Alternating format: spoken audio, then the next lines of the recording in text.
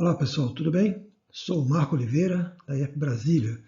Hoje estou trazendo um case para vocês de uma análise de risco que nós fizemos conforme a norma 5419, item 2, recomenda quando da realização dos laudos de vistoria em sistema de descarga atmosférica, os chamados SPDA.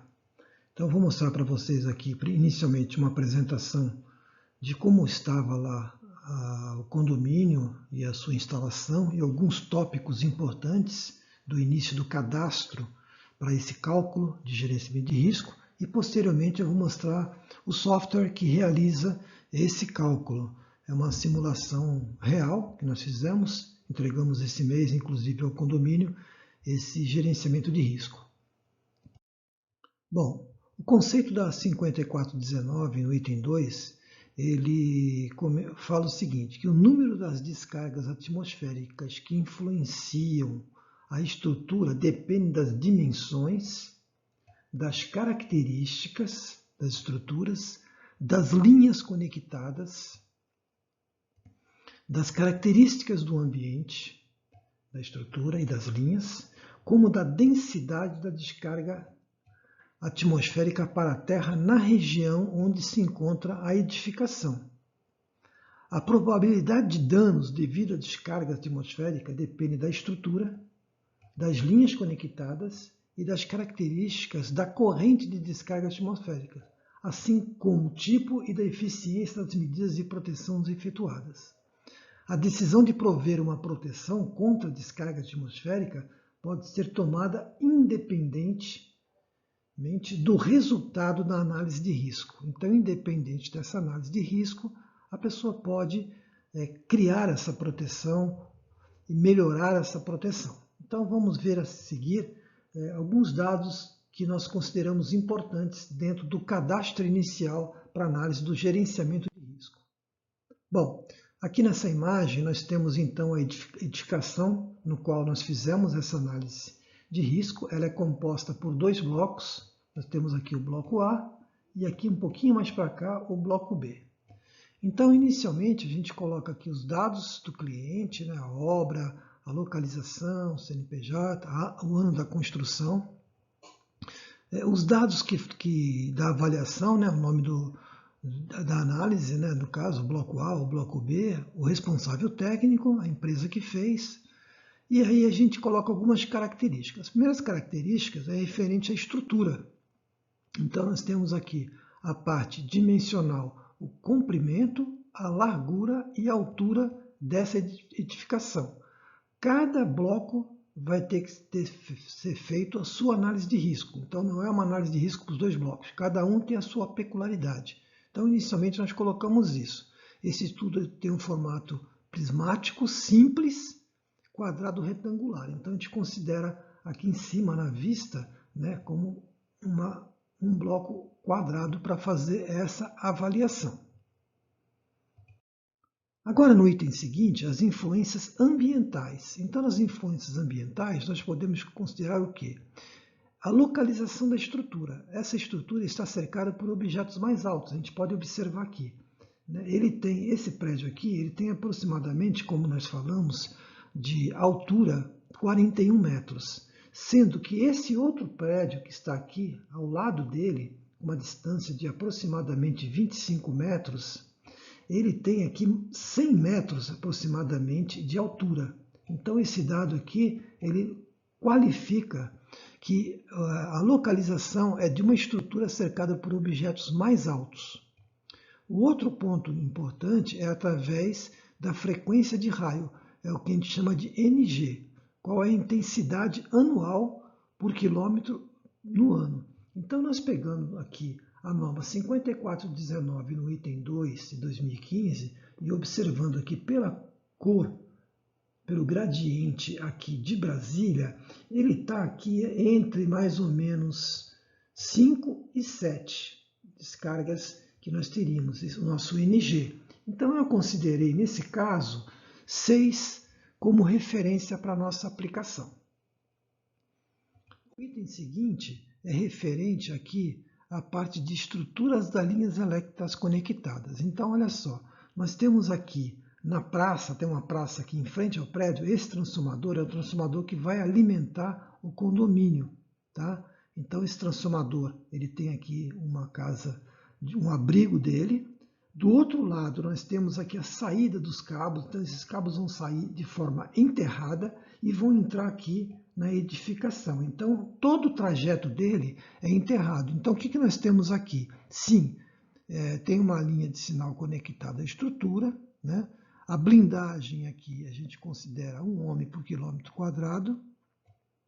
Consideramos uma distância de 100 metros, ou seja, daqui desse ponto até o QGBT dentro do condomínio, aproximadamente 100 pontos. É uma linha de baixa tensão que está saindo daqui. Nós estamos numa região urbana e essa linha, como comentei, ela é enterrada, blindada, linha enterrada, blindada, energia, no caso energia que nós estamos falando, e não contém, no caso, essa blindagem de interligação. Tá? E a tensão suportável do sistema a gente considerou 1 kV. Então, com isso, a gente já tem alguns dados já característicos do empreendimento, no qual vai ser alimentado e suas proteções.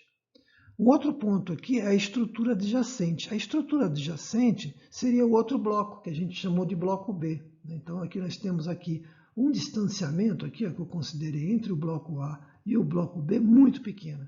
E eles têm a mesma altura, ou seja, eles têm aqui a mesma característica. 30 metros, 17 metros de largura e 41 metros de altura. Então, esse é o prédio que fica adjacente, certo? Então, esses aqui são alguns dados cadastrais referente aos parâmetros para o cálculo do risco. Agora, nós vamos dar uma olhadinha na planilha, como é que é feito esse cálculo e as suas características. Aqui eu também mostro para vocês um checklist. Quando a gente vai para o campo, a gente tem que levantar aproximadamente 40, 50 itens, que são essas tabelas. Então eu vou ter aqui os dados da estrutura do estudo, a característica da edificação, as dimensões, todas as dimensões que eu passei há pouco para vocês, a localização do estudo, né? Aqui o estrutura e em estudo os possíveis riscos de explosão caso aconteça, a entrada de energia elétrica, a entrada de energia de edificação com os fatores ambientais, né, que no nosso caso aqui é um fator urbano, a entrada de energia da edificação de fatores, a extração, no nosso caso aqui é enterrado, e assim sucessivamente. Então essa tabela que nós criamos para a gente utilizar em campo, ela tem, aqui eu estou no item 15, tem 40 itens para ser levantados para posteriormente ser inseridos dentro da tabela. Então, pessoal, por enquanto é essa primeira parte da apresentação que eu estou fazendo e agora a gente vai verificar a planilha. Até daqui a pouco. Bom, pessoal, agora dentro da planilha, então, nós estamos agora observando aqui, como eu comentei anteriormente, aqui nós vamos ter as características da estrutura, as influências ambientais. Então, por exemplo, se eu tivesse aqui estrutura cercada por objetos mais altos. Se eu tivesse uma estrutura cercada por objetos da mesma altura, eu colocaria aqui e faria a classificação. Então, o que eu vou fazendo aqui? Cada item eu vou fazendo a classificação. Então, proteção do SPDA. No caso aqui, classe 3. Se eu tivesse uma outra classe 1, classe 2 ou classe 4, eu colocaria. Nesse caso, o projeto ele é um classe 3. Aqui também eu coloco o número de pessoas na edificação. Então, quantas pessoas vivem nesse bloco? Então, nesse caso aqui, 130 pessoas moram nesse bloco aqui. E assim sucessivamente. Aqui vem atributos da linha, né? Então a distância, eu vou classificando aqui a distância. Né? Depois vem a parte de estrutura da linha de sinal. Então, por exemplo, se eu tenho algum tipo de sinal conectado ao edifício, eu vou colocar aqui da estrutura principal, ou seja, aqui são os dados principais. Estrutura adjacente, então, por exemplo, aquele caso que eu tinha comentado anteriormente, se eu tenho uma estrutura adjacente, a mesma situação, também vou classificando aqui e deixando aqui, e assim sucessivamente. Então, feito esse cadastro inicial, nós vamos fazer a parte da classificação das zonas, né? Então, a gente vem aqui na zona 1, no caso, classificamos só uma zona. Então, fatores da variação em perda. No caso, o tipo do piso lá, é um piso de concreto, é cerâmica e mármore, caspete, asfalto, então eu vou classificar aqui. Digamos que seja concreto, então eu já coloco aqui concreto. Qual o risco de incêndio ou explosão? Então lá o risco é um risco baixo, então também vou classificando aqui. Podia ser um normal, nenhum risco, então eu coloco o risco baixo. Então eu vou completando toda a tabela com as planilhas, com as informações, os parâmetros de blindagem, se eu tenho blindagem especial, roteamento dos cabos. Nesse caso aqui também é um item bem legal, bem importante, porque nós fizemos a instalação aqui do DPS classe 1 no QGBT e do classe 2 nos quadros que alimentam os quadros de serviço. Então hoje existe uma coordenação de DPS já instalado. Qual a questão do risco de perdas humanas? Então, como eu comentei, eu tenho 130 pessoas, considerei 70 pessoas, por exemplo, durante 8 horas, né? Então a gente faz um cálculo conversando com o síndico para saber mais ou menos quantas pessoas que ficam, e aí é feita a análise do componente de risco. Então nós temos aqui a comparação R1 com o tolerável. O tolerável é essa parte aqui preta, seria 1,01 elevado à sexta potência, né? Então nós estamos aqui com um risco aqui, bem baixo, ou seja, esse indicador aqui, ele nos indica que nós estamos dentro da faixa de proteção. Se eu tivesse fora da faixa de proteção, ou já no amarelo em atenção ou no vermelho, eu teria que ter outras atitudes, desde alterar, por exemplo, a parte do SPDA de 3 para proteção 2, e assim sucessivamente, né? E aí vai indo, eu vou completando todos os itens, né? Aqui seria perda de serviço público, não é um prédio, é um prédio residencial, não é um prédio de serviço público. Aqui só tem alguma perda patrimonial ou cultural também. Nesse caso aqui eu não teria, então eu venho aqui e zero, né, esse item. Então eu coloco 0 e 0, não tenho perda nenhuma cultural, nem de patrimônio, né? Então eu vou completando aqui a coluna, né? Depois ele vem aqui para perdas, no caso de valores econômicos, também não tenho nada, então completo aqui com 0, né? Porque não é, como comentei, não é nenhum item que tem esse tipo de avaliação. E aí ele me dá aqui, né, o meu resumo da minha avaliação. A zona que está sendo avaliada, sim, é essa zona 1. Esse projeto contém risco de explosão? Não. Existe algum atendimento ao público? Não. Pode haver perda de patrimônio cultural? Não. Esse projeto contém animais? Também não. E haverá avaliação econômica? Também não. Vou completando aqui o meu software, né? Todos os meus dados, medidas de proteção, classe 3, tudo aquilo, os DPS classe 1, e no final ele me dá aqui um resultado global. Então o resultado global dessa análise, ele está dizendo que o R1, que é o risco de perda de vida humana, ele está atendendo, está abaixo do limite, então está ok.